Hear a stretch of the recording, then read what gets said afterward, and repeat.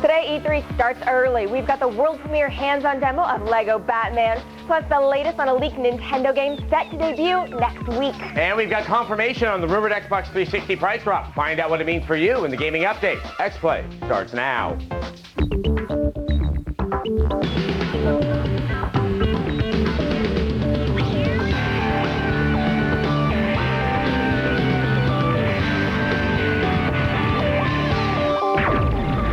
Hello, welcome to X-Play, otherwise known as Law & Order Special Video Games Unit. I'm Morgan Webb. And I'm Adam Sessler. We're coming to you from the G4 Studios in Los Angeles on Friday, July 11th. Coming up on today's show, if it's got more jiggle than jello, it must be made in Japan. Woo. We'll look at the All-Star Fighting Festival. That's inventive tempting. And we'll tell you all about the newest content available online in the download. But first, let's get today's top stories in the gaming update.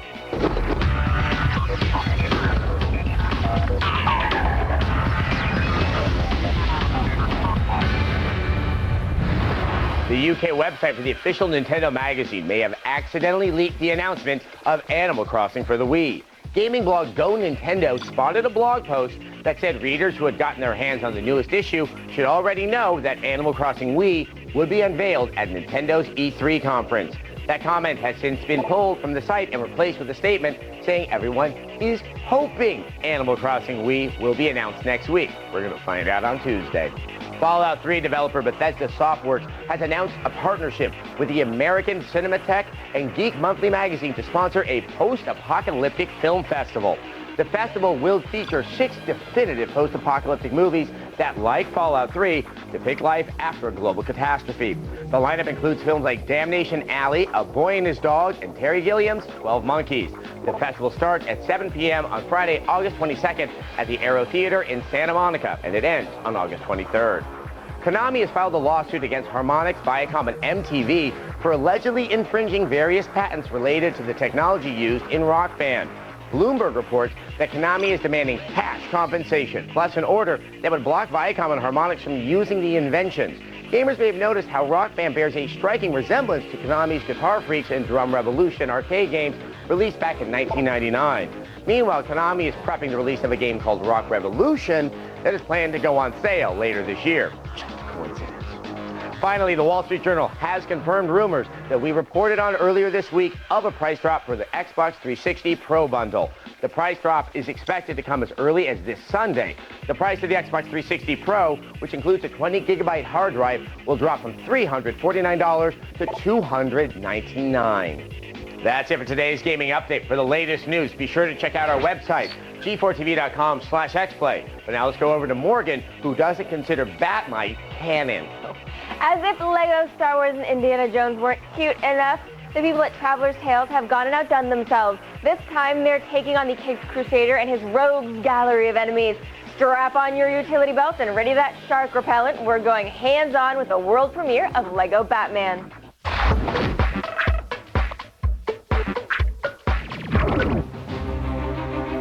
Traveler's Tales are best known for turning George Lucas trilogies into addictive pick-up-and-play Lego games. The company's next title takes on another loved franchise, although this one is from the world of comic books. Lego Batman, the video game, features a huge roster of all your favorite heroes and villains, 2 separate campaign paths, and online co-op play. Joining us today, Development Director for Traveler's Tales, Jonathan Smith. Thank you so much for dropping by and bringing us this exclusive new look at Lego Batman. We're very excited to take a look at this. Not as excited as I am to show it. All right. Why Batman?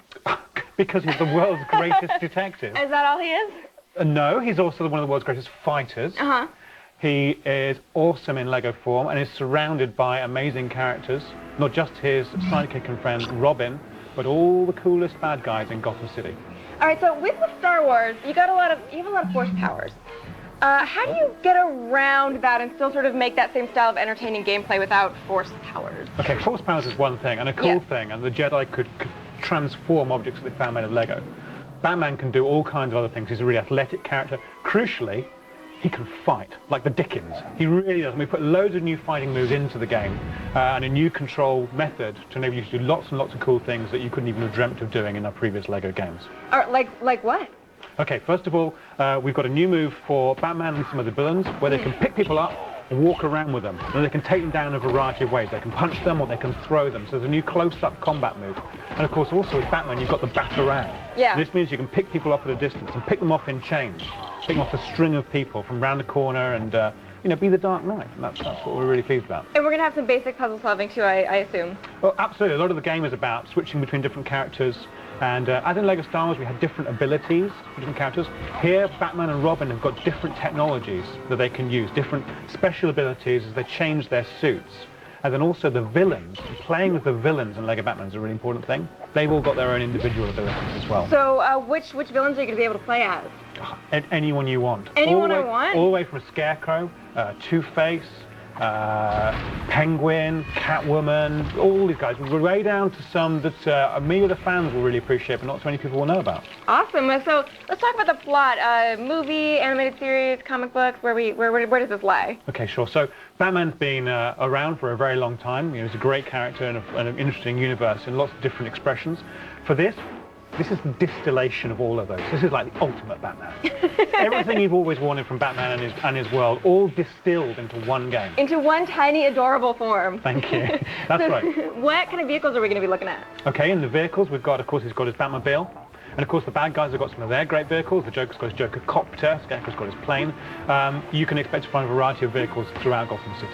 So what's going to be some of the difference between the playstyle between the villains and the heroes? Are you going to be in different levels? Are you going to be having different experiences? Okay, so this is a complete new thing. The story of the game is Batman and Robin is that all the bad guys are broken out of Arkham Asylum and the city's in chaos. What You've got to keeps take them down. You know, you think they really would have put locks on that place or something, yet they find a way out again, okay? So the bad guys have teamed up and they're all coming up with their nefarious plans. So there's a story campaign there over 15 levels. It's a big game. What we've also done for LEGO Batman, we've never done a LEGO game before, is given you villain mode. Now there you can tell the whole story from a completely different perspective and play as the villains as they struggle to undertake these plans and actually get them made. So if you take sort of the villain side, then you'll be able to experience playing as each one of the villains as it sort of takes you through. That's right, there's a story. Now it's not just playing the same level again as different characters, because we have that as well with our free play where you can take different characters and mix them up. These are completely new levels that just show the other side of the story from the villain's perspective and let you play with all their cool abilities and their special fighting moves. Sounds really, it sounds a lot of fun. So the dynamic duo, really of course, comes in pairs. So, you know, we got the dynamic duo. That's true. Do you pair up the villains as well? Or? Yeah, the villains split up into natural groups. There are a few of them who like to cluster together, and they've got individual schemes as groups that you can take on. So, you know, one thing that people love about these games, of course, is all the unlockables. What kind of unlockables are you guys looking forward to having? Unlocking all the characters is going to be one of the main things. So they've all got such unique feels to them, unique moves and unique abilities. They're all colourful and really individual. So getting all those characters and getting the full run of Gotham City and all the abilities would be a key thing. So Gotham City is playable. Do we have any other locations that we can talk about? All over Gotham, above Gotham, below Gotham, around Gotham. It's everything you'd wanted from a Batman game. So Gotham is big enough to contain this game, is what you're saying?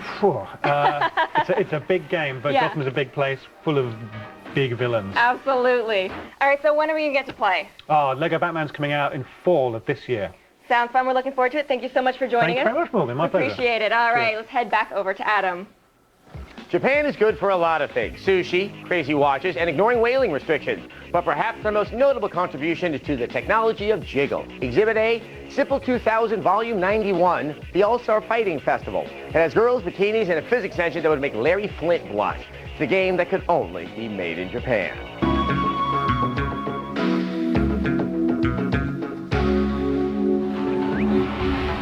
D3's Simple series is no stranger to our Made in Japan segment. And now it's time to share with you the goodness that is the All-Star Fighting Festival. This Street Fighter knockoff is a collection of the most popular characters from other Simple series games. And by popular, we mean the biggest boobs and most Japanesingly bizarre. It's called the Simple series because the games are made cheap and sell for cheap, so they don't waste money on things like logic or restraint. Let's see what we've got riding the crazy bullet train this time. 2 schoolgirls flashing their underpants with each kick. Seen it. 2 girls in bikinis duking it out. I see your exploitation and raise you blatant misogynistic violence. We've got Bam Bam Bigelow and Jack Skellington's illegitimate child. Wait, is that John Travolta? And who was she supposed to be? I'm going with the G-string rodeo ninja. Holy spicy tuna hand roll. What on earth is that?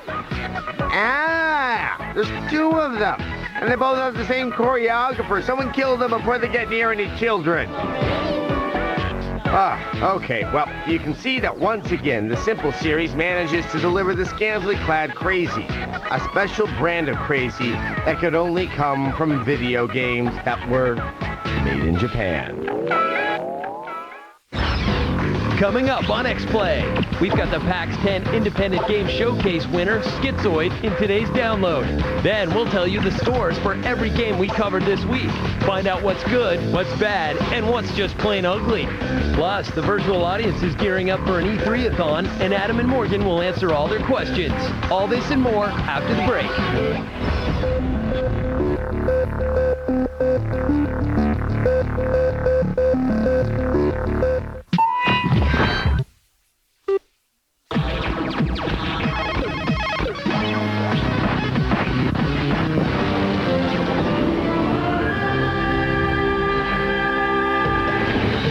Welcome back to X-Play. Unless you're on the hunt for Bargain Bin 360 games by Rare, there's no real good reason to head into a video game store this time of year. Releases are scant, so if you want something new, online is the way to go. Here's what's out this week.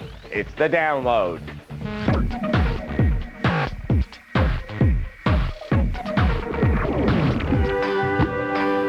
Summer's here and the time is right for this week's chapter of The Download. Schizoid, where have you been all year? This baby is available on Xbox Live Arcade for a measly 800 Microsoft points. It might be worth more. It's a game of teamwork, it's a game of breeders, it's a game of life and explosion. And here's an X-Play secret. If you play Pink Floyd's Dark Side of the Moon at the same time, it totally matches up.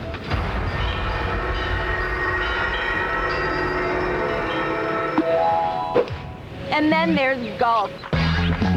Or should I say golf tee it up? This lighthearted arcadey romp can also be had for 800 points on Xbox Live Arcade. You can just see Tiger Woods playing this while he recovers from knee surgery, getting a massage from his Swedish model wife while fanning himself with $1,000 bills. If you like your golf action fun, breezy, with a mysterious pirate ship in the background, Tee It Up might just be the former greenskeeper about to become Masters champion. Which brings us to Spog's Racing. A Spog is a sports player object gyro. A Spog is also boring. It looks bad and it plays bad, and yes, it is bad. For 1,000 Wii points, this bad boy, emphasis on bad, can be yours on WiiWare. That doesn't mean you should get it, unless this is your kind of thing. And if it is, I have no need for you in my life. When we want the latest news from the world of massively multiplayer online games, we call Casey Schreiner and tell him to get off his ass and deliver a new episode of the MMO Report. Well, here's what's coming up this week.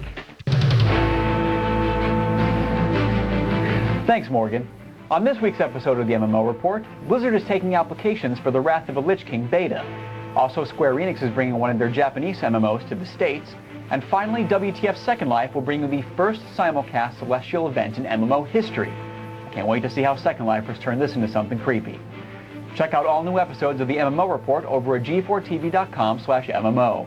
But for now, I will return you to the motherly embrace of your friendly neighborhood X-Play. I know he wasn't talking about me. And now, by the power of Grayskull, I have an X-Play replay, which isn't so much an awesome sort of power or superhuman strength as it is a compilation of this week's reviews.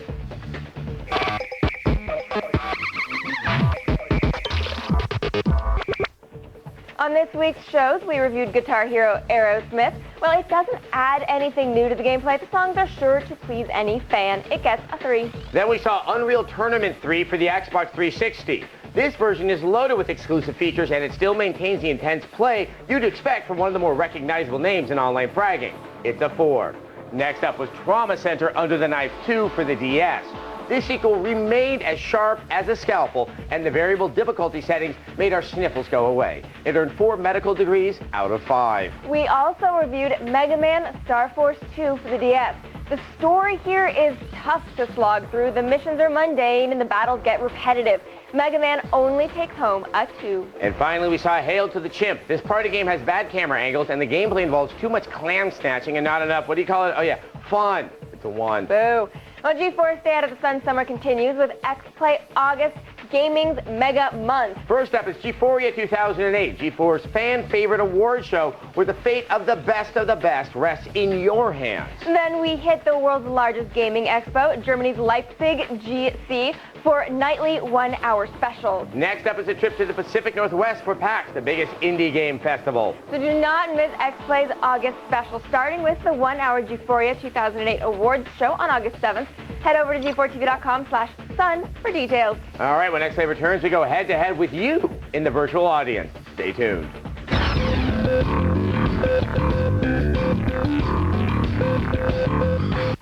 Stigger.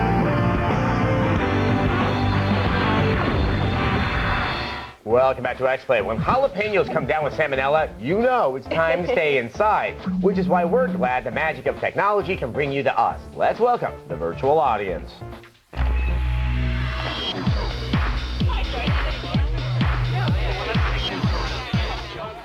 Joining us tonight is Brent from Florida. Brent, what's on your mind? Hey, do you think we'll ever see another great arcade game like Punch-Out or Tecmo Super Bowl, or are the current consoles too powerful for those games to be fun? I think those games are always going to be fun. We're just not going to see them in the same form that we used to. We're not going to go to the store and spend $60, $70 on one of these games. Right, that's what Xbox Live Arcade is for. Exactly. It is an interesting point, though, that we are so used to different types of controls now that trying to unlearn that and play these games that are much more simple in their design can actually prove very, very challenging. No, but they are very accessible, and I think a lot of people's, like if your parent or your sister or somebody who's not really hasn't played that many video games, it's a really great way for that to get them into video games. Now, in terms of games that are going to be in the arcade, Street Fighter 4. Yeah. So, yeah, and that should be in American arcades in about a month. So, yeah, there's your great arcade game. Next, we've got Dane coming at us from Ohio. What can we do for you? Yeah, most of the Ghostbusters followers now are older since the movies and cartoons are near 20 years old. So do you think the game can still be a hit? Did he just call me old? Yes. How old are you, Dane? 19. Exactly. Well, really, the average age of people buying video games is about 31, which puts them at exactly the right age for when Ghostbusters was awesome in 1984. No, I think it's perfect. I mean, it's got great graphics. They put a lot of thought into some of the weapons, good concepts. I mean, we haven't gotten the final version or anything yet, so we can't definitely recommend it, but I'm kind of excited about it. Well, also, I mean, really, the Ghostbusters movie, it is, like, quite old now, but it hasn't dated all that much, and it lives on cable in perpetuity. Yes. So I think it has gathered some new people over time that will be very happy to play the game. I'm going to be happy to play. Yes. Up next is Justin from New Jersey. Go ahead, Justin. Yep, bring to the table at E3 to be more of a dominant force in the console war. They have to bring software. Yes. Sony needs to bring software to the table. Original software. Now, and you know what is frustrating is that a lot of the internal studios of Sony are so talented that they just can't seem to get that output. Now, I'm not saying that that's going to continue. I think we're going to see stuff at the Sony press conference. That's going to be on Tuesday. But right now, Little Big Planet, that could be their breakout hit because it's so unique, it's so new, and it's so broad-based. And it's only on Sony's console. But I think the main thing that's really been helping them is the fact that they have a Blu-ray player. Yeah, I mean, so now they have to get the games, so people are buying games with their PS3 and not just Blu-ray movies. They don't get as much of a cut of that one. Right. All right. Next, we have Matt from Connecticut. He has a question for both us and developer Real-Time World. Ask away, Matt. Yeah, guys, why is there no Crackdown 2 being made right now? I love that game. I love that game, too. Yes. It's because Real-Time Worlds made it. They're working on an MMO. It's called APB. Isn't everybody working on an MMO these days? Everyone is working on an MMO. Now, of course, I believe, I'm not 100%, that Microsoft would have the rights to Crackdown, so they could give that franchise to another developer. Do you want that? I don't know what more they could do, but it is such a satisfying game. At the moment, I just go back and play it myself. But yes, as we learn things about APB, we will let you know. And finally, we have Jeffrey from West Virginia. What's your question, Jeffrey? Hi, Adam Morgan, long time see. Got a question for you. What do you expect from Microsoft for E3? Well, we're definitely going to see Gears of War 2. Yes. We're going to see some of the standbys that, yeah, that we've been looking at for a while. A lot of the stuff that we already have lined up for our coverage. Yeah. We are going to see some announcements. That obviously, because that's what these press conferences are all about. Really? But I think we might actually see something that might make our eyebrows raise. I think that after last year, they did a nice one where they said all these games are going to come out in the next year, and people got criticized them for, not having a big headline. So I think that they've decided they need to get that headline, this year. And obviously we're going to find that out on Monday. Hopefully we won't see the avatars. Oh, that's right, the stuff that was leaked. Yes, I think we may see those, but hopefully that and a lot more. All right, thanks to all of you for your questions. Next week, GeForce E3 coverage starts on Monday at 1 p.m. Eastern with Microsoft Spotlight presented commercial-free by GameStop. Then we're live at 6 p.m. Eastern with world broadcast premiere demos of Fallout 3 and Ghostbusters, plus exclusive hands-on with Halo Wars and Silent Hill Homecoming, plus all of the latest announcements from Microsoft. Week-long coverage with over 30 demos of the biggest games you want to see is only on G4. Don't miss a moment. Well, it's going to be big. I know, next week is going to be huge. This is sort of the last show before all the madness starts. I mean, this is, the next 48 hours, anticipation, thinking about stuff, and then boom, a lot of games. It's going to be amazing. All right, up next, check out Unbeatable Banzuke, which is part of GeForce Duty Free TV. Thanks for watching.